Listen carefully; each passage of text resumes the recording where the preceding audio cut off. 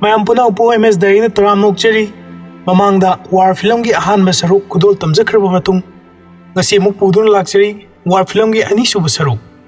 mamangi sarukta beke naidu amadi Jimmy Shroff kabir na hatkraba matung mathangi mahaki mission na si Dr. Utpal Biswas ni hebasi mahang na khalit khangan ki balekre asumna Dr. Utpal Biswas aribsi kanano kari lamda leibano mahang na kari thabak tawri hebadu ekoina ani suba saruk asida mayam puna una khangbiragani mayam wari makha taminase sin nasida ulibase Portugal ge space center aduni haibe space center aduda Dr. Utpal Biswas International Space Research Organization ISRO gi sip oina sahi mapan chupna leglabani aduga maha asi Brahma haibe satellite adu launch tawba matamda yamna chawba thodang lokhiba miyoy masuni Dr. Utpal Biswas ase Padma Bhushan haiba award adu phanglaba misak amani aduga mahaku Nobel Prize pina nawgidamak khanaraba misak amani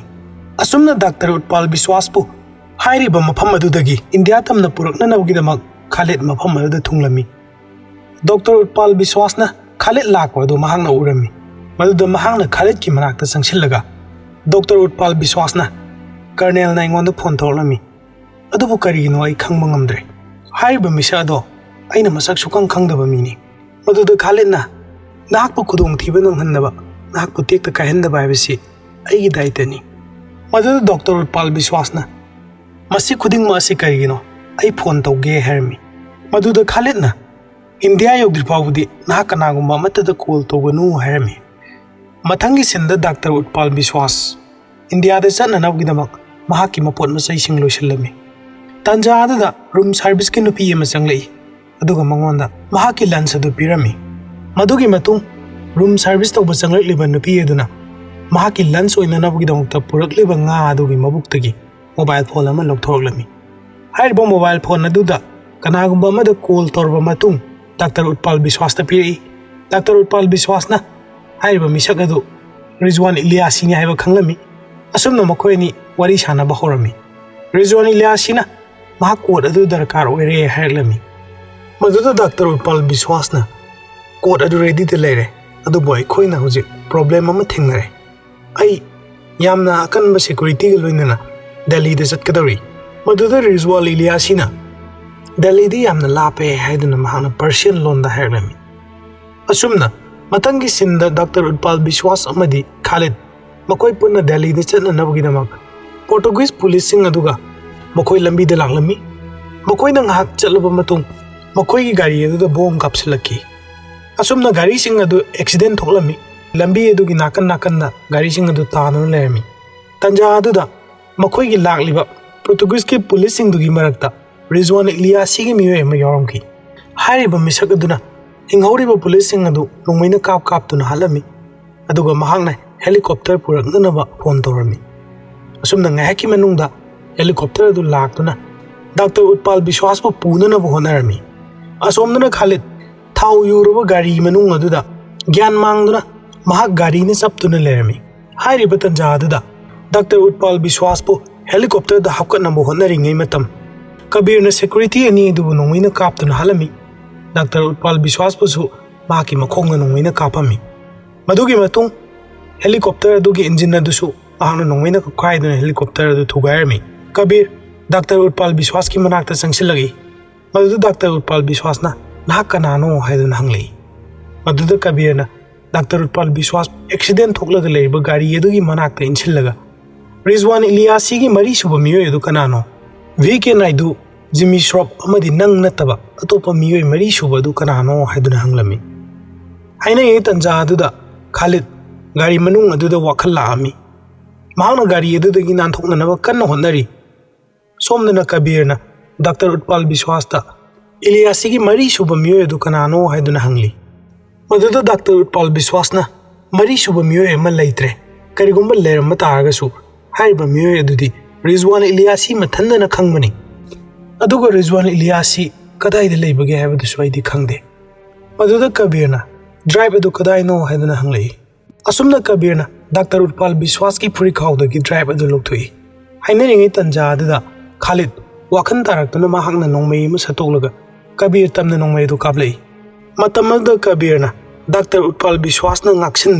mangonda pani da nongi maru ngaktoklami. Asumna Kabir mafam adudagi mahaki gari macha adu thauduna kanna chatki. Khalid chu mahangna tonglamba gari adudagi thoklaga ngasai police na thorkiba gari macha amada Kabir bu yamna kanna tanaraglami. Dr. Utpal Biswas thokdok thokliba mafam aduda adumak leikide. Khalid na Kabir bu yamna kanna tanaraglami. Asumna makhoi Portugal ki port city amada yormi. Makhoi ni drive adu munaduna phunaraba matung Kabir mafam adudagi nanthokna chatki. Makhoi ni asum tungda mangda tanaduna lakpana thong me yoklami. Haiba thong aduda Kabirna songthaduna mafam adudagi nanthoki. Mathangi sinda Khalid makhoi ki office aduda lerami. Colonel Luthra amadi Khalid leiba office adugi miyoi sing adugi mamangda wari sanarami. Khalid na haibagi matungina Kabirna karigumba code khara phangkhre haibadu khangmadagi haiba code adu kari code no nuclear code la bank account code la maduda Khalidna kanamatana ingonda drive adugi matangda hairkhiba leite haina khumlami maduda mai hongna sarwa Colonel Luthrana matau karamna Kabirna di khanglibano haiduna hanglami maduda Khalidna aibu thajabiu sar haiglami Colonel Luthra yam sauduna kari nangbu thajaba haiba nahak amadi Kabir train station adu thengnarabani adubu nahak na mangonda karimata togduna thadokhi Kabir mahak mathandani aduga mahangna hojiksu Dr. Utpal Biswas po adumang hatpungami Defense Minister Sarna Patel na naha asi Kabir gi maikaidi yauribra natragna ikhoi gi team di yauribra haiduna hanglabani maduda Khalidna adu mak phawdi yamna phajamande Colonel haiduna haiglami maduda Colonel aduna nahak na haiba wado Dr. Biswas amadi Sikraba Portuguese ki lanmi nipan aduda hayu nahak ngasidagi thabak asidagi toklabani haiduna yamna sauna sayamlaga mahak chatki mathangi sinda Khalid mahaki mayumda mahaki asawbadu phathana na bohonarami madugi matung mahangna saini da phone torami aduga mahangna saini nahak in charge pure heba ikhangi aina karigumba Kabir gi maramda khanglamba taraba aduga aina maga mari leinaramba tarabadi aina nangonda pau pira moidrane haiduna hanglami aduga mahakna maka taraduna aina Marrakech ki mission duda asopan yawbudagi ai layeng lengi matam aduda Kabir Italy da mahakna thabak ama chatkibani hairiba case aduna mahakna naidubo hatringai da mahakki aroiba case ni hairiba case adu kari case no haiduna hanglami maduda saini na hairpagi matungina Kabir na chatliba adu Firoz contractor kauba miyoi amagi case kini maduda Khalidna saini hairiba case adugi akupa maron sing adu ai darkar oire hami saini amadi makhoi ni phone wari sanaba loraba matung mahangna Firoz contractor gi maramna thigalami maduda mahangna naina amadi mahaki masana pi Ruhi su thengnarami mathangi sinda Ruhi amadi Kabir punna lerami makhoina Christmas celebration to boina Ruhina mahaki mama naina gi damak ahangda bol khar thagalami Kabir na Ruhi gi cycle nama su lebirami Ruhina harauduna Kabir bu konjerami makhoini harau leringai tanja aduda Khalid su changaklami Khalid na Ruhi da wari saba hoglami maduda Kabirna Ruhi masak khangdaba miyoi da wari sade haglami makhoi ani gi marak aduda Ruhi punga ngaktun lerami maduda Khalidna ai asi Kabir gi mamanabani thajadraga mangonda hangu haiduna hayami maduda Ruhina Kabir mahasi kanano haiduna hanglami Kabirna mahaki maming asi Khalid kawi matam amada mahasi aigi satra oiramani aduba hojikti mahakna mahaki oja oiramba aingondagi mane hena phare haiduna khalli hairmi Kabirna makha taraduna nahakna ikhoibu matau karamna thiraklibano hairmi Khalidna phagi ta thokladuna Santa Claus na ni haiduna angang adu wonsinduna laknarami aduga Kabirna Ruhi nang chalamo ai Khalid po Merry Christmas wish piramkhige aduga nangi nanakta lake hairmi Ruhi Khalid ta bye bye toromlaba matung mahak chatki hairiba tanja aduda Kabirna masada yeblam manong mayudu satokna bo honarami adubu Khalidna hawjikti thengmalle nahangna aibu hek uba kapkadabani hawjik Christmas ki matamni aduna angangsing amadi asat ok toriba miyoisingna ikhoibu ugani hairmi Khalidna makha tarduna ikhoi nongmai yawdabi wari sasi hairmi Kabir nongmi torami asomna mathangi sinda Kabirna leiba mafam aduda Khalid ka makhoi ni laami mafam adu thelambagi matungina Rook, Knight, Bishop, amadi pawn haiduna phaglang da tharami kabir na phaglang de irambagi matungina ruk aduna bk naiduni night aduna jimmy shroff ni aduga bishop aduna dr utpal biswas ni mahangna thiribasi mari suba piece pawn aduni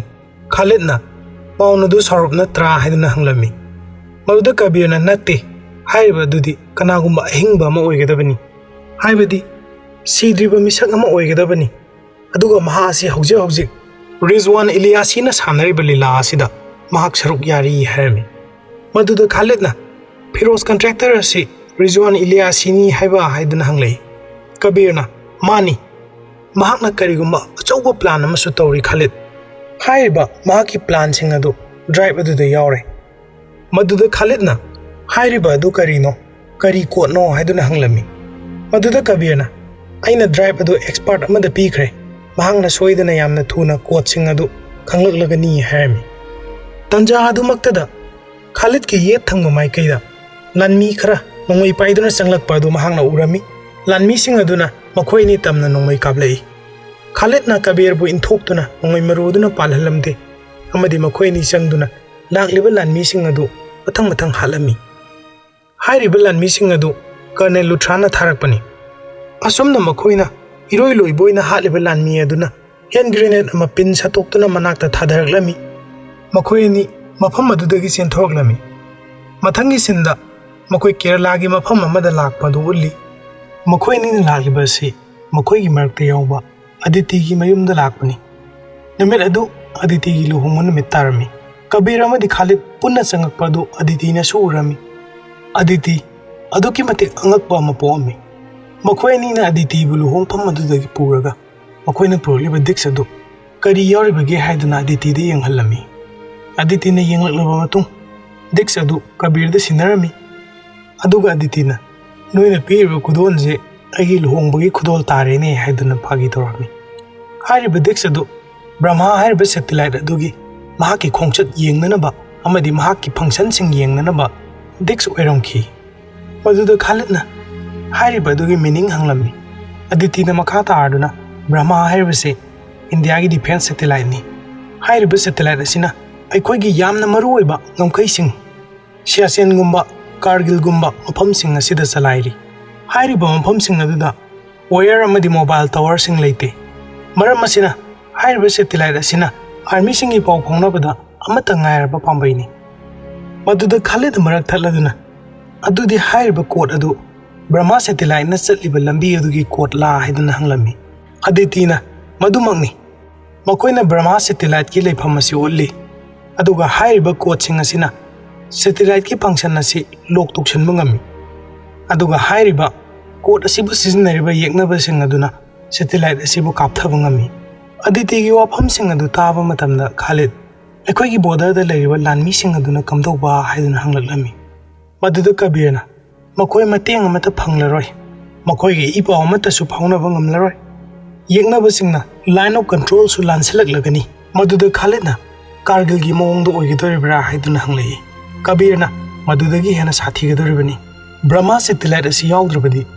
yeknaba singna aikoi gi leibakta sanglakpa ngamlagani aduga aikoi gi India gi map ase India gi oiriba masak asida ahongba ma laklagani Ilyasina hairambadu chume karigumba defense satellite ama mai pakna thugaiba ngamba tarabadi Osama amadi ISIS na history oigani maduda Aditina masigi drive asi yawdrabadi Ilyasina karimata tawba ngamloi natra haiduna kabir da hanglami kabir na nang na haiba wadu achumbani hairaga drive adu Khalid ta sinarami mahangna drive adu piba matamda Khalid na drive adu lawge tawwa matamda mahangna drive asi yamna section na thamu haiduna Khalid ta sinarami kabir na Aditi da onsillaga thagachari nahak asyangba lanmi ni haiduna hairami maduda Aditi na noklaga phagi tawduna sir aina nangbo hayeng soiduna sielagani haina su haibiramu hairami maramdi Aditi bu purakliba si maki luhongphamdagini mathangi sinda kabir amadi Khalid hi ama thauduna lakpa du ulli kabir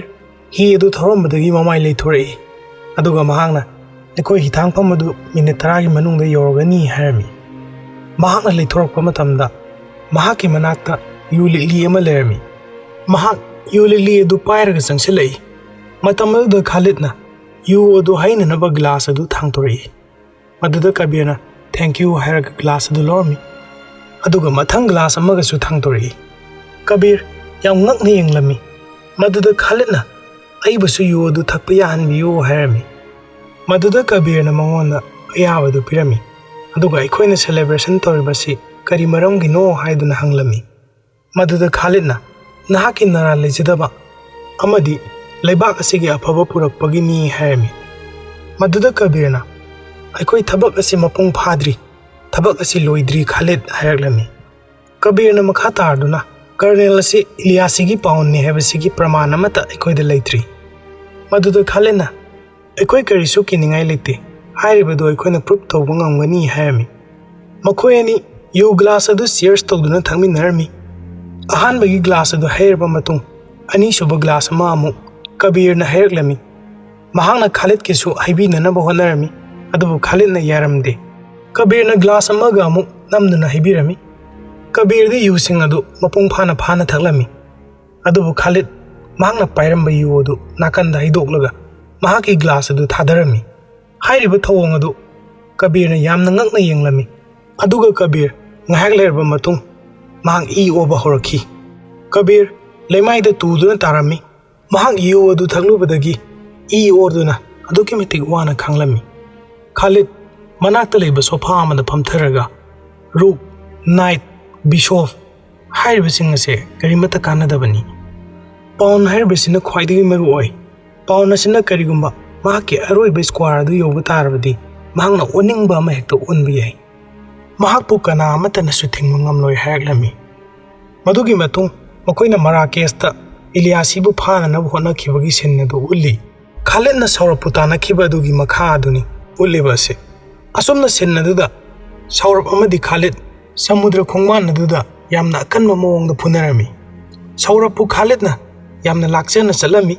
Shroff Khalidna phubadagi leimaida tarami Khalid Shroff ki manakta changkhilakpa matamda matunglomdagi Rizwan Ilyasina mahaki mananganna nongoi maru mari kaplami Khalid leimaida khuda kunduna phamtharami tanja aduda Shroff nasu Khalid ta mahangna pairama thang amana thilakhi madugi matung Khalid leimaida taaduna sirami Shroff na Rizwan Ilyasigi manakta changkhillaga sorry brother makoina ikoigi phone adu loksankhibadagi aina nangonda phone torokpai khudong chaba amata phangkhidre maduda Rizwan Ilyasina Shroff nangna karigumba ngasi sida laklamdaba tarabadi aigi aroiba numit haibado ngasi oiramgadorabani naha asi khwaidagi thamoi sengma misak amani maduda Shroffna madugi kanababu karino makoina aigi sakpham ase khangkhrabani maduda Ilyasina makoina aigi sakpham ase su khangkhrabani hairami adubu yamna thuna aikoigi sakpham ase asumna haiba horakpa matamda mahangna Khalid ki mamai adu urami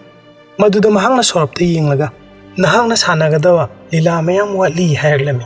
mathangi senda Rizwan Ilyasina puraktuna Shroff amadi Dr. Malika Singal unarami Rizwan Ilyasina haibagi matungina mahase prithibida khwaidagi phaba plastic surgeon ni Iswar phawba maithong ama sarakpa matamda soiba yawi adubu mahakti karigumba soiba mata phangba ngamloi mahakna sema matamda aigidi anauba maithong ama senba se hauji yamna thuna darkar oiba nate aduna mahaki mamai ase anauba ama senba darkar oi hairami makhoi khudingmak Khalid ki asiba hakchang aduda yenglaklami makoina Khalid ki sakpham ase Shroff ta onsinduna anauba lalong kaya ama sennanabagi pambai aduni makoina toribase Rizwan Ilyasina Shroff nahangna aigi lanmisingi manungdagi khwaidagi thamoi sengma misakni hairami madugi mathang Khalid ki asiba hakchang adugi mamai adu chap manana Shroff ki mamaida plastic surgery torami Dr. Malikana mahaki mamai ase aduki matik mawong tarani mahaki mamana phawba khenaba adu kadaidano haiba phawba khangba ngamlaroi mahaki mamaida dakpham macha macha khardi tagani adubu hairiba adu cosmetic na ina kupsangani aduga aina Shroff ki vocal cord asi Khalid ki vocal mananaba semgani hairiba adu chap chana pung phawdi oiba ngamloi adubu chanaba yaba sangdi oigani hairami mathangi sinda ulibasi mamangda Portuguese police anina Khalid ki asokpa hakchang adu thengnakiba adu ulli Matam aduda saurapna saba Khalid adu Rizwan Ilyasigi miyoisingna nongmaina kaptana hundoklamani. Khalid ki sakpham aduda hospital da pukhaltuna layengna khibani. Marrakesh ki concert adugi matungdagi Khalid ase saurapna sasinaba Khalid aduni. Asumna wari lina saurap mamaidagi surgery tokibagi dakphamsing adu khoktoklei. Mahaki mataw adu ngakna amadi yamna munne yenglami. Saurapna makha taarduna aina nangi thaknanaba aduda TTX haiba hu adu hapani. TTX haibadi tetrodotoxin haibani. Hairiba hu adu mapangan yamna kalli. Aduna yamna phaba ama haiba tarabadi nahak anaba mata phawduna sigadoribani. Haujikti nahak yamna thuna sirgani. Nahaki leiba pu ngaknanawgidamak nahak pu tha amada lupa 1,600 piduna thamli. Adubu nahakna nangi leibak adubu yonthokpa matamdadi nahakna 70 million tan mangamgani. Masida hainingliba asi saurap asi 70 million piraga Rizwan Ilyasina mahakpu sijinnabani haibaduni. Asumna saurapna Kabir bu kongkhatlaga nahakna leibak asibu matam kuina sangna seba tawduna laklei. Adubu haujikti aikoigi leibak ase aigi khutta leirabani. Asumna hairaga mahakna Kabir bu ising aduda thatharami. Mathangi sinda Arctic Circle gi mafam amada icebreaker ship amana ice thugai duna thaugjilakpa adu ulli. Hairiba ship ase Rizwan Ilyasigi ship ni. Mahakna Brahma satellite pu kapthanana widamak mafam sapa mafam adu thiba changlakpani. Ship adugi manungda Rizwan Ilyasi amadi saurap missile adu kapkhananaba honarami. Saurapna purakpa hard drive adu so hapsalami. Rizwan Ilyasina missile adu thagatnanaba button adu activate tawkhibadagidi Brahma kairagani. Boda da leiriba lanmising adu mateng pangminanaba kanamata leiraroi. Maduda saurapna ishorgi maming sholei. Rizwan Ilyasina button asi nangini saurap. Hairiba thaba khudingma ase nahak yaudrabadi oithoktabani. Asumna matamada saurapna missile adu launch torami. Asomdana mapanda Kabirna parachute amagi matengna makoigi ship adugi mathakta taraklami. Mafam aduda leiramba Rizwan Ilyasigi miyoising adusu mahakna nongmaina kaptuna mathang halami. Aduga mahakna missile adusu paikhatkiba urami. Mahak Rizwan Ilyasi amadi saurapna leiriba mafam adu tamna changlei. Mafam adu yawlaba matung saurap amadi Kabir nongmaina namnarami. Rizwan Ilyasi di matam adu nongmai pairamdi. Mahakpusu Kabirna nongmaina namlami. Tanja aduda saurapna oithoktabani ai isamakna nangbu ngarang halamnabani hairami. Maduda Kabirna nahakna aina nangbu thajai haiduna khalli. Saurap ngarang di nangna ingonda wari kaya ama lirame. Ngasidi aigi numit amuk tare aduna aina nangonda wari khara amuk lige. Asumna Kabirna wari liba horakpa matamda Khalid ki asonba amakhak lei. Madudi mahaki mamit yet thangmada blind spot ama lei. Hairibado ai thantana khangmani. Adubu aikoi anina mafam amada leiringeida Colonel na sipaising tharakuna aikoi de attack to honkhiba matam adudadi yamna angakpa thawdo ama thokhi. Numit adudadi nahaki namit ado yamna phajna uba ngami. Maduda saurapna madugi maram sing khakta dunara khangma ngamlibase haiduna hanglei.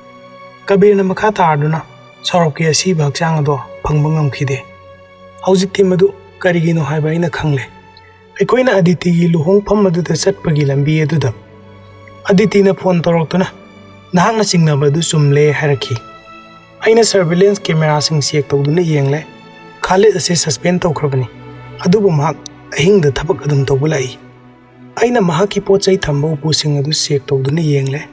Pot khudengmak amata watana mafam chana lerami. Adubu TTX amadi manglami. Aduga hairiba du lokthokibagi file da karigumba amata isallamde. Hairiba sing adugi makha taarduna Kabirna amuk madudagi aina plan ama semle. Aditi da TTX ki antidote semalle. Aduga Dix aduda tracker so hapalle. Aduga ngasai Kabirna Khalid ta Dix adu section na thamu haikiba senna du ulli. Kabirna makha taarduna Aditi na ingonda antidote adu pirakle. Nahakna hu haple habidi khangi. Adubu thaknaba adudadi nate. Nangna yu adu thakpa matamda aina khangi. Madudi Khalid yu thakpa si makoigi chanabegi matungina yade haina thajaba mini. Aduna mahak yu thakte. Maduda saurapna karigidama adu yamna koithok question tawraga ꯑꯋꯥꯕꯁꯤꯡ ꯑꯁꯤ ꯇꯥꯍꯜꯂꯤꯕꯅꯣ ꯍꯥꯏꯗꯨꯅ ꯍꯪꯂꯛꯏ꯫ ꯃꯍꯥꯛꯅ ꯃꯈꯥ ꯇꯥꯗꯨꯅ ꯅꯪꯅ ꯑꯩꯕꯨ ꯍꯦꯛ ꯎꯕ ꯃꯇꯝꯗ ꯀꯥꯞꯂꯒ ꯍꯥꯠꯇ꯭ꯔꯤꯕ ꯀꯔꯤꯒꯤꯅꯣ ꯍꯥꯏꯗꯨꯅꯁꯨ ꯍꯪꯂꯛꯏ꯫ ꯃꯗꯨꯗ ꯀꯕꯤꯔꯅ ꯑꯩꯁꯨ ꯁꯤꯜ ꯂꯥꯡꯗꯨꯅ ꯇꯧꯔꯤꯕꯅꯤ ꯈꯨꯗꯤꯡꯃꯛ ꯑꯁꯦ ꯑꯩꯅ ꯅꯪꯉꯣꯟꯗ ꯇ꯭ꯔꯦꯀꯔ ꯑꯗꯨ ꯌꯥꯎꯕ ꯗ꯭ꯔꯥꯏꯕ ꯑꯗꯨ ꯄꯤꯕ ꯇꯥꯔꯕꯗꯤ ꯅꯪꯅ ꯑꯩꯕꯨ ꯏꯂꯤꯌꯥꯁꯤꯒꯤ ꯃꯅꯥꯛꯇ ꯁꯣꯏꯗꯅ ꯄꯨꯒꯅꯤ꯫ ꯃꯗꯨꯗ ꯁꯧꯔꯕꯅ ꯅꯍꯥꯛꯇꯤ ꯃꯥꯏꯊꯤꯔꯕꯅꯤ ꯃꯦꯖꯔ ꯀꯕꯤꯔ, ꯃꯤꯁꯥꯏꯜ ꯑꯗꯨꯅ ꯅꯈꯣꯏꯒꯤ ꯌꯥꯝꯅ ꯃꯔꯨꯑꯣꯏꯔꯤꯕ ꯗꯤꯐꯦꯟꯁꯀꯤ ꯁꯦꯇꯤꯂꯥꯏꯠ ꯑꯗꯨ ꯊꯨꯒꯥꯏꯔꯅꯤ꯫ ꯃꯗꯨꯗ ꯃꯦꯖꯔ ꯀꯕꯤꯔꯅ ꯇꯁꯦꯡꯅ ꯁꯣꯏꯗ꯭ꯔꯕ꯭ꯔꯥ ꯍꯥꯏꯗꯨꯅ ꯍꯪꯂꯝꯃꯤ꯫ ꯍꯥꯏꯅꯔꯤꯉꯩ ꯇꯥꯟꯖꯥ ꯑꯗꯨꯗ ꯀꯝꯄ꯭ꯌꯨꯇꯔ ꯁꯦꯟꯅꯔꯤꯕ ꯅꯤꯄꯥ ꯑꯃꯅ ꯌꯥꯝꯅ ꯄꯥꯈꯠꯅ ꯂꯥꯎꯔꯛꯂꯝꯃꯤ꯫ ꯃꯗꯨꯗ ꯔꯤꯖꯋꯥꯟ ꯏꯂꯤꯌꯥꯁꯤꯅ ꯀꯔꯤ ꯇꯧꯔꯕꯒꯦ ꯍꯥꯏꯗꯨꯅ ꯂꯥꯎꯔꯛꯏ꯫ ꯀꯝꯄ꯭ꯌꯨꯇꯔ ꯁꯦꯟꯅꯔꯤꯕ ꯅꯨꯄꯥ ꯑꯗꯨꯅ ꯑꯩꯁꯨ ꯀꯔꯤꯅꯣ ꯈꯪꯗꯦ ꯁꯥꯔ, ꯃꯤꯁꯥꯏꯜ ꯑꯗꯨꯅ ꯕ꯭ꯔꯍ꯭ꯃꯥꯗ ꯇꯝꯕꯅꯤ, ꯑꯗꯨꯕꯨ ꯃꯍꯥꯛ ꯑꯦꯛꯇꯤꯚꯦꯠ ꯍꯦꯛ ꯇꯧꯕꯗꯒꯤ ꯃꯍꯥꯛꯀꯤ ꯀꯣꯑꯣꯔꯗꯤꯅꯦꯠ ꯑꯗꯨ ꯍꯣꯡꯂꯛꯑꯦ ꯍꯥꯏꯔꯝꯃꯤ꯫ ꯃꯗꯨꯗ ꯔꯤꯖꯋꯥꯟ ꯏꯂꯤꯌꯥꯁꯤꯅ ꯀꯔꯤꯅꯣ ꯅꯪꯅ ꯉꯥꯡꯂꯤꯕ ꯃꯌꯥꯝꯗꯨꯕꯨ ꯍꯥꯏꯗꯨꯅ ꯆꯩꯔꯛꯏ꯫ ꯃꯗꯨ ꯀꯝꯄ꯭ꯌꯨꯇꯔ ꯁꯦꯟꯅꯔꯤꯕ ꯅꯨꯄꯥ ꯑꯗꯨꯅ ꯑꯩꯅ ꯃꯤꯁꯥꯏꯜ ꯑꯗꯨ ꯈꯥꯝꯕ ꯉꯝꯗ꯭ꯔꯦ, ꯃꯤꯁꯥꯏꯜ ꯑꯗꯨ ꯇꯝꯃꯛꯑꯦꯅ ꯍꯥꯏꯔꯝꯃꯤ꯫ ꯃꯗꯨꯗ ꯁꯧꯔꯕꯅ ꯀꯗꯥꯏꯗꯅꯣ ꯃꯤꯁꯥꯏꯜ ꯑꯗꯨꯅ ꯇꯝꯂꯤꯕꯁꯦ ꯍꯥꯏꯗꯨꯅ ꯍꯪꯂꯝꯃꯤ꯫ ꯃꯗꯨꯗ ꯀꯕꯤꯔꯅ ꯑꯃꯨꯛ ꯑꯇꯣꯞꯄ ꯃꯐꯝ ꯑꯃꯠꯇꯗ ꯅꯠꯇꯦ, ꯑꯩꯈꯣꯏꯅ ꯂꯩꯔꯤꯕ ꯃꯐꯝꯁꯤꯗ ꯑꯃꯨꯛꯀ ꯍꯟꯗꯨꯅ ꯄꯥꯏꯁꯤꯜꯂꯛꯄꯅꯤ ꯍꯥꯏꯔꯝꯃꯤ꯫ ꯀꯝꯄ꯭ꯌꯨꯇꯔ ꯁꯦꯟꯅꯔꯤꯕ ꯅꯨꯄꯥ ꯑꯗꯨꯅꯁꯨ ꯃꯈꯣꯏꯅ ꯂꯩꯔꯤꯕ ꯃꯐꯝ ꯑꯁꯤꯗꯅꯤ ꯄꯥꯏꯁꯤꯜꯂꯛꯂꯤꯕꯁꯦ ꯍꯥꯏꯗꯨꯅ ꯍꯥꯏꯔꯝꯃꯤ꯫ ꯀꯕꯤꯔꯅ ꯔꯤꯖꯋꯥꯟ ꯏꯂꯤꯌꯥꯁꯤꯗ ꯑꯣꯟꯁꯤꯜꯂꯒ ꯑꯩꯈꯣꯏ ꯃꯐꯝ ꯑꯁꯤ ꯊꯥꯗꯣꯛꯄꯒꯤ ꯃꯇꯝ ꯌꯧꯔꯦ ꯍꯥꯏꯔꯝꯃꯤ꯫ ꯃꯗꯨꯗ ꯔꯤꯖꯋꯥꯟ ꯏꯂꯤꯌꯥꯁꯤꯅ ꯃꯍꯥꯛꯀꯤ ꯅꯣꯡꯃꯩ ꯑꯗꯨ ꯁꯠꯇꯣꯛꯂꯒ ꯀꯕꯤꯔꯗ ꯀꯥꯞꯂꯛꯏ꯫ ꯀꯕꯤꯔꯅ ꯅꯣꯡꯃꯩ ꯑꯗꯨ ꯊꯩꯗꯣꯛꯂꯒ ꯔꯤꯖꯋꯥꯟ ꯏꯂꯤꯌꯥꯁꯤꯕꯨ ꯀꯣꯜꯂꯒ ꯃꯍꯥꯛꯅ ꯅꯣꯡꯃꯩ ꯑꯗꯨꯅ ꯅꯝꯂꯝꯃꯤ꯫ ꯑꯁꯨꯝꯅ ꯀꯕꯤꯔꯅ ꯁꯧꯔꯕꯇ ꯅꯣꯡꯃꯩ ꯑꯗꯨ ꯊꯝꯅꯅꯕ ꯍꯥꯏꯔꯝꯃꯤ꯫ ꯃꯗꯨꯗ ꯁꯧꯔꯕꯅ ꯅꯪ ꯍꯧꯖꯤꯛꯁꯨ ꯑꯩꯉꯣꯟꯗ ꯑꯗꯨꯃꯛ ꯑꯣꯔꯗꯔ ꯇꯧꯔꯤꯕ꯭ꯔꯥ ꯍꯥꯏꯗꯨꯅ ꯍꯥꯏꯔꯛꯏ꯫ ꯀꯕꯤꯔꯅ ꯍꯥꯏꯕ ꯑꯗꯨ ꯇꯥꯗꯕꯗꯒꯤ ꯔꯤꯖꯋꯥꯟ ꯏꯂꯤꯌꯥꯁꯤꯅ ꯑꯃꯨꯛ ꯁꯧꯔꯕꯇ ꯅꯣꯡꯃꯩ ꯑꯗꯨ ꯊꯝꯅꯅꯕ ꯍꯥꯏꯔꯝꯃꯤ꯫ ꯃꯗꯨꯗ ꯁꯧꯔꯕꯅ ꯑꯩꯒꯤ ꯑꯅꯧꯕ ꯁꯛꯐꯝ ꯑꯁꯤ ꯀꯔꯤꯒꯨꯝꯕ ꯈꯔꯗꯤ ꯂꯩꯒꯅꯤ, ꯑꯗꯨꯒ ꯑꯩꯒꯤ ꯁꯛꯐꯝ ꯑꯁꯦ ꯃꯤ ꯈꯨꯗꯤꯡꯃꯛꯅꯁꯨ ꯊꯥꯖꯩ꯫ ꯁꯣꯔꯤ ꯕꯣꯁ, ꯄꯥꯎꯟ ꯑꯗꯨ ꯑꯔꯣꯏꯕ ꯃꯍꯥꯛꯀꯤ ꯁ꯭ꯀ꯭ꯋꯥꯔ ꯑꯗꯨ ꯌꯧꯔꯦ꯫ ꯑꯁꯨꯝꯅ ꯍꯥꯏꯔꯒ ꯃꯍꯥꯛꯅ ꯏꯂꯤꯌꯥꯁꯤꯕꯨ ꯅꯣꯡꯃꯩꯅ ꯀꯥꯞꯇꯨꯅ ꯍꯥꯠꯂꯝꯃꯤ, ꯑꯗꯨꯒ ꯃꯅꯥꯛꯇ ꯂꯩꯔꯝꯕ ꯐꯥꯌꯔ ꯑꯦꯛꯁꯇꯤꯡꯒ꯭ꯋꯤꯁꯔ ꯑꯃꯗ ꯃꯍꯥꯛꯅ ꯅꯣꯡꯃꯩ ꯀꯥꯞꯁꯤꯜꯂꯝꯃꯤ, ꯑꯗꯨꯒ ꯃꯍꯥꯛ ꯃꯐꯝ ꯑꯗꯨꯗꯒꯤ ꯅꯥꯟꯊꯣꯛꯇꯨꯅ ꯆꯠꯈꯤ꯫ ꯃꯍꯥꯛꯅ ꯁꯤꯞ ꯑꯗꯨꯗꯒꯤ ꯒꯥꯔꯤ ꯊꯧꯗꯣꯛꯂꯒ ꯆꯠꯈꯤꯕ ꯃꯇꯝ ꯑꯗꯨꯗ ꯀꯕꯤꯔꯗꯤ ꯁꯣꯝꯗ ꯃꯅꯨꯡꯗ ꯂꯩꯍꯧꯔꯤꯕ ꯒꯥꯔꯗꯁꯤꯡ ꯑꯗꯨꯒ ꯅꯣꯡꯃꯩ ꯀꯥꯞꯅꯔꯝꯃꯤ꯫ ꯑꯗꯨꯒ ꯑꯃꯔꯣꯝꯗꯅ ꯉꯁꯥꯏ ꯃꯈꯣꯏ ꯇꯝꯅ ꯄꯥꯏꯁꯤꯜꯂꯛꯈꯤꯕ ꯃꯤꯁꯥꯏꯜ ꯑꯗꯨ ꯌꯧꯔꯛꯀꯗꯕ ꯃꯇꯝ ꯉꯥꯏꯍꯥꯛ ꯈꯛꯇꯃꯛ ꯉꯥꯏꯔꯝꯃꯤ꯫ ꯀꯕꯤꯔꯁꯨ ꯁꯤꯞ ꯑꯗꯨꯗꯒꯤ ꯀꯥꯔ ꯑꯃꯗ ꯊꯧꯗꯣꯔꯛꯇꯨꯅ ꯃꯐꯝ ꯑꯗꯨꯗꯒꯤ ꯅꯥꯟꯊꯣꯔꯛꯂꯝꯃꯤ꯫ ꯃꯍꯥꯛꯅ ꯍꯦꯛ ꯊꯧꯗꯣꯔꯛꯄꯒ ꯃꯤꯁꯥꯏꯜ ꯑꯗꯨ ꯍꯥꯏꯔꯤꯕ ꯁꯤꯞ ꯑꯗꯨꯗ ꯊꯣꯝꯃꯝꯃꯤ, ꯑꯗꯨꯒ ꯁꯤꯞ ꯑꯗꯨ ꯄꯣꯈꯥꯏꯗꯨꯅ ꯃꯩ ꯆꯥꯛꯂꯝꯃꯤ꯫ ꯑꯁꯨꯝꯅ ꯀꯕꯤꯔꯅ ꯁꯧꯔꯕꯄꯨ ꯇꯥꯟꯅꯔꯛꯂꯝꯃꯤ꯫ ꯀꯕꯤꯔꯅ ꯁꯧꯔꯕꯀꯤ ꯒꯥꯔꯤ ꯑꯗꯨ ꯅꯥꯀꯟꯗꯒꯤ ꯊꯣꯝꯖꯤꯜꯂꯛꯇꯨꯅ ꯑꯃꯟꯕ ꯆꯔꯆ ꯑꯃꯒꯤ ꯃꯅꯨꯡꯗ ꯃꯈꯣꯏ ꯑꯅꯤ ꯄꯨꯟꯅ ꯊꯧꯖꯤꯜꯂꯝꯃꯤ꯫ ꯃꯐꯝ ꯑꯗꯨꯗ ꯃꯈꯣꯏ ꯑꯅꯤ ꯐꯨꯅꯔꯝꯃꯤ꯫ ꯃꯈꯣꯏ ꯑꯅꯤꯃꯛ ꯑꯁꯣꯛ ꯑꯄꯟ ꯀꯌꯥ ꯑꯃ ꯅꯪꯅꯔꯝꯃꯤ꯫ ꯁꯧꯔꯕ ꯑꯃꯁꯨꯡ ꯀꯕꯤꯔ ꯍꯩꯁꯤꯡꯕꯗꯤ ꯃꯥꯟꯅꯔꯝꯃꯤ, ꯑꯗꯨꯕꯨ ꯀꯕꯤꯔꯅ ꯁꯧꯔꯕꯄꯨ ꯃꯥꯏꯊꯤꯕ ꯄꯤꯔꯝꯃꯤ꯫ ꯀꯕꯤꯔꯅ ꯁꯧꯔꯕꯇ ꯃꯁꯤꯒꯤ ꯁꯛꯐꯝ ꯑꯁꯦ ꯈꯥꯂꯤꯗꯀꯤ ꯁꯛꯐꯝꯅꯤ, ꯑꯗꯨꯅ ꯑꯩꯅ ꯅꯪꯕु ꯁꯛꯐꯝ ꯑꯁꯤꯒ ꯂꯣꯏꯅꯅ ꯁꯤꯍꯜꯂꯣꯏ ꯍꯥꯏꯔꯝꯃꯤ꯫ ꯑꯁꯨꯝꯅ ꯍꯥꯏꯔꯗꯨꯅ ꯀꯕꯤꯔꯅ ꯁꯧꯔꯕꯀꯤ ꯃꯃꯥꯏ ꯑꯗꯨ ꯀꯕꯤꯔꯒꯤ ꯃꯁꯛ ꯑꯗꯨ ꯑꯣꯏꯗꯅꯕꯒꯤꯗꯃꯛ ꯏꯈꯦꯡ ꯅꯥꯏꯈꯦꯡ ꯇꯥꯕ ꯃꯈꯩ ꯊꯨꯒꯥꯏꯔꯝꯃꯤ꯫ ꯁꯧꯔꯕ ꯂꯩꯃꯥꯏꯗ ꯇꯥꯗꯨꯅ ꯂꯩꯔꯝꯃꯤ꯫ ꯀꯕꯤꯔꯅ ꯑꯆꯧꯕ ꯑꯔꯨꯝꯕ ꯐꯝꯕꯥꯛ ꯑꯃ ꯆꯤꯡꯊꯔꯛꯇꯨꯅ ꯁꯧꯔꯕꯄꯨ ꯅꯟꯅꯅꯕ ꯍꯣꯠꯅꯔꯝꯃꯤ, ꯑꯗꯨꯕꯨ ꯁꯧꯔꯕ ꯐꯝꯕꯥꯛ ꯑꯗꯨꯅꯗꯤ ꯅꯜꯂꯝꯗꯦ꯫ ꯇꯟꯖꯥ ꯑꯗꯨꯗ ꯀꯕꯤꯔꯅ ꯁꯧꯔꯕꯀꯤ ꯃꯃꯥꯏꯗ ꯌꯦꯡꯂꯝꯃꯤ꯫ ꯇꯁꯦꯡꯕꯗꯤ ꯁꯧꯔꯕꯀꯤ ꯃꯃꯥꯏꯗ ꯄꯥꯜꯂꯤꯕ ꯁꯛꯐꯝ ꯑꯁꯤ ꯈꯥꯂꯤꯗꯀꯤ ꯁꯛꯐꯝꯅꯤ꯫ ꯑꯗꯨꯅ ꯀꯕꯤꯔꯅ ꯃꯃꯥꯡꯗ ꯃꯍꯥꯛꯀ ꯈꯥꯂꯤꯗꯀ ꯂꯣꯏꯅꯈꯤꯕ ꯃꯇꯧ, ꯈꯥꯂꯤꯗꯅ ꯃꯍꯥꯛꯄꯨ ꯂꯨꯅ ꯂꯧꯖꯈꯤꯕ ꯑꯃꯗꯤ ꯃꯥꯒꯤ ꯆꯝꯖꯕ ꯃꯇꯧ ꯑꯗꯨ ꯅꯤꯡꯁꯤꯡꯂꯝꯃꯤ꯫ ꯀꯕꯤꯔ ꯃꯈꯨꯠꯃꯛꯅ ꯁꯧꯔꯕꯄꯨ ꯍꯥꯠꯂꯝꯗꯦ꯫ ꯑꯔꯤꯕ ꯆꯔꯆ ꯑꯗꯨꯒꯤ ꯃꯊꯛꯇ ꯀꯨꯞꯂꯤꯕ ꯃꯤꯡꯁꯦꯟꯒꯤ ꯌꯨꯝꯊꯛ ꯑꯗꯨꯅ ꯇꯥꯔꯛꯇꯨꯅ ꯃꯍꯥꯛꯄꯨ ꯅꯟꯗꯨꯅ ꯁꯤꯔꯝꯃꯤ꯫ ꯃꯊꯪꯒꯤ ꯁꯤꯟꯗ ꯑꯣꯁꯇ꯭ꯔꯦꯂꯤꯌꯥꯒꯤ ꯀꯣꯅꯨꯡ ꯁꯤꯗꯅꯤ ꯍꯥꯏꯔꯤꯕ ꯃꯐꯝ ꯑꯗꯨ ꯎꯠꯂꯤ꯫ ꯃꯐꯝ ꯑꯗꯨꯗ ꯃꯦꯖꯔ ꯀꯕꯤꯔ ꯑꯃꯗꯤ ꯀꯔꯅꯦꯜ ꯂꯨꯊ꯭ꯔꯥ ꯎꯅꯗꯨꯅ ꯋꯥꯔꯤ ꯁꯥꯟꯅꯔꯝꯃꯤ꯫ ꯀꯔꯅꯦꯜ ꯂꯨꯊ꯭ꯔꯥꯅ ꯋꯦꯜꯀꯝ ꯕꯦꯛ ꯀꯕꯤꯔ, ꯅꯪ ꯍꯤꯔꯣꯅꯤ ꯍꯥꯏꯗꯨꯅ ꯍꯥꯏꯔꯛꯂꯝꯃꯤ꯫ ꯃꯗꯨꯗ ꯀꯕꯤꯔꯅ ꯅꯠꯇꯦ ꯁꯥꯔ, ꯍꯤꯔꯣꯗꯤ ꯑꯩ ꯅꯠꯇꯦ, ꯑꯩꯅ ꯏꯂꯤꯌꯥꯁꯤꯕꯨ ꯍꯥꯠꯄ ꯉꯝꯂꯤꯕꯁꯤ ꯈꯥꯂꯤꯗꯅ ꯑꯩꯒꯤ ꯄꯨꯟꯁꯤꯕꯨ ꯀꯟꯕꯤꯔꯝꯕꯒꯤꯅꯤ꯫ ꯑꯩꯉꯣꯟꯗ ꯄꯥꯟꯒꯗꯕ ꯅꯣꯡꯃꯩ ꯃꯔꯨ ꯑꯗꯨ ꯃꯍꯥꯛꯅ ꯉꯥꯛꯄꯤꯔꯝꯕꯅꯤ, ꯃꯍꯥꯛꯅ ꯃꯉꯣꯟꯗ ꯄꯥꯜꯍꯟꯕꯅꯤ, ꯑꯗꯨꯒ ꯑꯩꯒꯤ ꯑꯣꯏꯅꯗꯤ ꯑꯩꯅ ꯃꯍꯥꯛꯀꯤ ꯃꯄꯥꯁꯨ ꯍꯥꯠꯈꯤꯕꯅꯤ꯫ ꯈꯥꯂꯤꯗꯅ ꯇꯧꯔꯤꯕ ꯊꯕꯛ ꯃꯍꯥꯛꯅ ꯎꯠꯂꯤꯕ ꯑꯁꯤꯗꯒꯤ ꯍꯦꯟꯅ ꯃꯍꯥꯛ ꯑꯁꯤ ꯂꯩꯕꯥꯛ ꯅꯤꯡꯕ ꯃꯤꯁꯛ ꯑꯃꯅꯤ ꯍꯥꯏꯕꯁꯤ ꯃꯁꯤꯗꯒꯤ ꯍꯦꯟꯕ ꯀꯔꯤ ꯄ꯭ꯔꯃꯥꯟ ꯑꯃꯨꯛ ꯄꯤꯒꯅꯤ? ꯑꯁꯦꯡꯕ ꯍꯤꯔꯣꯗꯤ ꯃꯍꯥꯛꯅꯤ, ꯑꯗꯨꯒ ꯑꯩꯅ ꯃꯤꯁꯟ ꯑꯁꯤꯒꯤ ꯀ꯭ꯔꯦꯗꯤꯠ ꯈꯨꯗꯤꯡꯃꯛ ꯑꯗꯨꯁꯨ ꯃꯉꯣꯟꯗ ꯄꯤꯕ ꯄꯥꯝꯃꯤ꯫ ꯋꯥꯍꯩꯁꯤꯡ ꯑꯗꯨ ꯇꯥꯕꯗ ꯀꯔꯅꯦꯜ ꯂꯨꯊ꯭ꯔꯥꯅ ꯑꯗꯨꯒ ꯅꯪꯗꯤ ꯀꯝꯗꯧꯕ ꯍꯥꯏꯗꯨꯅ ꯍꯪꯂꯛꯏ꯫ ꯃꯗꯨꯗ ꯀꯕꯤꯔꯅ ꯑꯩꯗꯤ ꯇ꯭ꯔꯦꯇꯔꯅꯤ ꯁꯔ꯫ ꯋꯥꯍꯩ ꯑꯗꯨ ꯇꯥꯕꯗ ꯀꯔꯅꯦꯜ ꯂꯨꯊ꯭ꯔꯥ ꯒ꯭ꯌꯥꯟ ꯇꯥꯔꯝꯃꯤ꯫ ꯀꯕꯤꯔꯅ ꯍꯥꯏꯅꯤꯡꯂꯤꯕꯁꯤ ꯃꯍꯥꯛ ꯇ꯭ꯔꯦꯇꯔ ꯑꯃꯒꯤ ꯁꯛꯂꯣꯟ ꯂꯧꯔꯒ ꯑꯗꯨꯝ ꯂꯩꯒꯦ ꯑꯗꯨꯒ ꯂꯩꯕꯥꯛꯀꯤꯗꯃꯛ ꯊꯦꯡꯅꯒꯦ ꯍꯥꯏꯕꯅꯤ꯫ ꯀꯕꯤꯔꯅ ꯃꯈꯥ ꯇꯥꯔꯗꯨꯅ ꯑꯩꯗꯤ ꯑꯩꯈꯣꯏꯒꯤ ꯁꯤꯁꯇꯦꯝ ꯑꯗꯨꯒꯤ ꯃꯅꯨꯡꯗ ꯊꯕꯛ ꯇꯧꯕꯗꯒꯤꯗꯤ ꯏꯊꯟꯗ ꯇꯧꯕꯅ ꯍꯦꯟꯅ ꯅꯨꯡꯉꯥꯏ ꯑꯗꯨꯒ ꯃꯄꯨꯡ ꯐꯥꯕꯁꯨ ꯉꯝꯃꯤ꯫ ꯑꯩꯅ ꯑꯁꯨꯝꯅ ꯇ꯭ꯔꯦꯇꯔꯅꯤ ꯍꯥꯏꯗꯨꯅ ꯂꯩꯕ ꯇꯥꯔꯕꯗꯤ ꯏꯂꯤꯌꯥꯁꯤꯒꯨꯝꯕ ꯃꯤꯑꯣꯏ ꯀꯌꯥ ꯑꯃꯁꯨ ꯂꯥꯛꯈꯤꯒꯅꯤ꯫ ꯑꯩ ꯃꯈꯣꯏꯒꯤꯗꯃꯛ ꯁꯦꯝ ꯁꯥꯗꯨꯅ ꯂꯩꯒꯦ꯫ ꯍꯧꯖꯤꯛꯁꯨ ꯋꯥꯔ ꯑꯁꯤ ꯃꯈꯥ ꯆꯠꯊꯔꯤ ꯁꯥꯔ ꯍꯥꯏꯔꯛꯂꯝꯃꯤ꯫ ꯑꯁꯨꯝꯅ ꯃꯈꯣꯏ ꯑꯅꯤ ꯕꯤꯗꯥꯏ ꯄꯤꯅꯔꯝꯃꯤ꯫ ꯃꯊꯪꯒꯤ ꯁꯤꯟꯗ ꯀꯦꯞꯇꯦꯟ ꯈꯥꯂꯤꯗ ꯔꯍꯃꯥꯅꯤꯕꯨ ꯏꯀꯥꯏ ꯈꯨꯝꯅꯕ ꯎꯠꯄ ꯑꯦꯋꯥꯔꯗ ꯑꯃ ꯄꯤꯔꯝꯃꯤ꯫ ꯍꯥꯏꯔꯤꯕ ꯑꯦꯋꯥꯔꯗ ꯑꯗꯨ ꯃꯍꯥꯛꯀꯤ ꯃꯃꯥ ꯅꯥꯐꯤꯁꯥ ꯔꯍꯃꯥꯅꯤꯗ ꯈꯨꯠꯁꯤꯟꯅꯔꯝꯃꯤ꯫ ꯃꯊꯪꯒꯤ ꯁꯤꯟꯗ ꯀꯕꯤꯔ ꯑꯣꯁꯇ꯭ꯔꯦꯂꯤꯌꯥꯒꯤ ꯃꯐꯝ ꯑꯃꯗ ꯂꯩꯕ ꯎꯠꯂꯤ꯫ ꯃꯍꯥꯛ ꯔꯨꯍꯤꯒ ꯂꯣꯏꯅꯅ ꯂꯥꯛꯄꯅꯤ꯫ ꯃꯇꯝ ꯑꯗꯨꯗ ꯀꯔꯅꯦꯜꯅ ꯀꯕꯤꯔꯗ ꯐꯣꯟ ꯇꯧꯔꯛꯏ ꯑꯗꯨꯒ ꯀꯔꯤ ꯇꯧꯔꯤꯕꯒꯦ ꯑꯩꯒꯤ ꯃꯥꯡꯈ꯭ꯔꯕ ꯑꯦꯖꯦꯟ ꯍꯥꯏꯗꯨꯅ ꯐꯥꯒꯤ ꯇꯧꯗꯨꯅ ꯍꯪꯂꯛꯏ꯫ ꯃꯗꯨꯗ ꯀꯕꯤꯔꯅ ꯑꯩ ꯍꯣꯝ ꯗ꯭ꯌꯨꯇꯤ ꯇꯧꯔꯤ ꯍꯥꯏꯗꯨꯅ ꯈꯨꯝꯂꯝꯃꯤ꯫ ꯀꯔꯅꯦꯜ ꯑꯗꯨꯅ ꯑꯃꯨꯛ ꯔꯨꯍꯤꯗꯤ ꯀꯝꯗꯧꯔꯤꯕꯒꯦ ꯍꯥꯏꯗꯨꯅ ꯍꯪꯂꯛꯏ꯫ ꯃꯗꯨꯗ ꯀꯕꯤꯔꯅ ꯔꯨꯍꯤꯗ ꯌꯦꯡꯂꯒ ꯃꯍꯥꯛ ꯌꯥꯝꯅ ꯅꯨꯡꯉꯥꯏꯔꯤ, ꯃꯍꯥꯛ ꯉꯁꯤ ꯏꯟꯗꯤꯌꯥꯗ ꯂꯥꯛꯂꯒꯅꯤ ꯍꯥꯏꯔꯝꯃꯤ꯫ ꯃꯇꯝ ꯑꯗꯨꯗ ꯔꯨꯍꯤꯅ ꯀꯕꯤꯔꯕꯨ ꯂꯥꯛꯅꯅꯕ ꯃꯈꯨꯠ ꯈꯠꯇꯨꯅ ꯀꯧꯔꯛꯏ꯫ ꯀꯕꯤꯔ ꯑꯃꯗꯤ ꯔꯨꯍꯤꯅ ꯑꯣꯁꯇ꯭ꯔꯦꯂꯤꯌꯥꯗ ꯂꯥꯛꯂꯤꯕ ꯑꯁꯤ ꯔꯨꯍꯤꯒꯤ ꯍꯣꯂꯤꯗꯦ ꯃꯇꯝꯗ ꯃꯍꯥꯛꯀꯤ ꯃꯃꯥꯒ ꯃꯍꯥꯛꯀ ꯑꯣꯁꯇ꯭ꯔꯦꯂꯤꯌꯥꯗ ꯆꯠꯇꯨꯅ ꯁꯔꯐꯤꯡ ꯇꯧꯕꯒꯤ ꯃꯪꯈꯤꯕ ꯑꯗꯨ ꯃꯪꯐꯥꯎꯅꯅꯕꯒꯤꯗꯃꯛꯇ ꯂꯥꯛꯄꯅꯤ꯫ ꯀꯔꯅꯦꯜ ꯑꯗꯨꯅ ꯃꯈꯥ ꯇꯥꯗꯨꯅ ꯅꯍꯥꯛꯀꯤ ꯑꯔꯤꯕ ꯃꯔꯨꯞ ꯑꯗꯣ ꯃꯁꯀꯦꯠꯇ ꯃꯣꯇꯤꯚꯦꯁꯅꯦꯜ ꯁꯦꯃꯤꯅꯥꯔ ꯑꯃꯒꯤꯗꯃꯛꯇ ꯂꯥꯛꯀꯅꯤ꯫ ꯅꯍꯥꯛ ꯁꯦꯃꯤꯅꯥꯔ ꯑꯗꯨ ꯌꯥꯎꯕ ꯄꯥꯝꯗꯕ꯭ꯔꯥ ꯍꯥꯏꯗꯨꯅ ꯍꯪꯂꯛꯏ꯫ ꯇꯁꯦꯡꯅ ꯍꯥꯏꯅꯔꯤꯕ ꯋꯥꯍꯩꯁꯤꯡ ꯑꯁꯤ ꯑꯥꯔꯃꯤꯒꯤ ꯑꯣꯏꯕ ꯀꯣꯗ ꯂꯦꯡꯒ꯭ꯋꯦꯖ ꯉꯥꯛꯇꯅꯤ꯫ ꯃꯗꯨꯗ ꯀꯕꯤꯔꯅ ꯐꯔꯤꯗ ꯍꯛꯀꯥꯅꯤꯒꯤ ꯃꯔꯝꯗ ꯃꯃꯥꯡꯒꯤ ꯄꯥꯔꯠꯇ ꯍꯥꯞꯆꯈ꯭ꯔꯦ꯫ ꯑꯁꯨꯝꯅ ꯀꯔꯅꯦꯜ ꯂꯨꯊ꯭ꯔꯥꯅ ꯃꯈꯥ ꯇꯥꯔꯗꯨꯅ ꯃꯃꯥꯡꯒꯤ ꯃꯇꯝ ꯑꯗꯨꯗꯗꯤ ꯅꯣꯡꯃꯩ ꯑꯗꯨ ꯃꯐꯝ ꯑꯗꯨꯗ ꯂꯩ ꯑꯗꯨꯒ ꯅꯪ ꯅꯁꯥꯗꯤ ꯃꯐꯝ ꯑꯗꯨꯗ ꯂꯩꯔꯝꯗꯕꯅꯤ꯫ ꯃꯗꯨꯗ ꯀꯕꯤꯔꯅ ꯍꯟꯗꯛꯇꯤ ꯅꯣꯡꯃꯩꯁꯨ ꯑꯩꯁꯨ ꯃꯐꯝ ꯑꯗꯨꯗ ꯄꯨꯟꯅ ꯆꯠꯂꯒꯗꯕꯅꯤ ꯍꯥꯏꯔꯝꯃꯤ꯫ ꯑꯁꯨꯝꯅ ꯐꯣꯟ ꯑꯗꯨ ꯊꯝꯂꯕ ꯃꯇꯨꯡ ꯔꯨꯍꯤꯅ ꯌꯦꯛꯂꯛꯈꯤꯕ ꯃꯍꯥꯛꯀꯤ ꯃꯃꯥ ꯅꯥꯏꯅꯥꯒ ꯑꯣꯁꯇ꯭ꯔꯦꯂꯤꯌꯥꯒꯤ ꯁꯃꯨꯗ꯭ꯔꯗ ꯁꯔꯐꯤꯡ ꯇꯧꯕꯒꯤ ꯄꯤꯛꯆꯔ ꯑꯗꯨ ꯎꯠꯂꯤ꯫ ꯑꯗꯨꯒ ꯃꯊꯪꯒꯤ ꯁꯤꯟꯗ ꯔꯨꯍꯤ ꯑꯃꯗꯤ ꯀꯕꯤꯔ ꯃꯈꯣꯏ ꯑꯅꯤ ꯍꯔꯥꯎꯅ ꯁꯔꯐꯤꯡ ꯇꯧꯕ ꯑꯗꯨ ꯎꯠꯂꯒ ꯐꯤꯂꯝ ꯑꯁꯤ ꯂꯣꯏꯁꯤꯜꯂꯤ꯫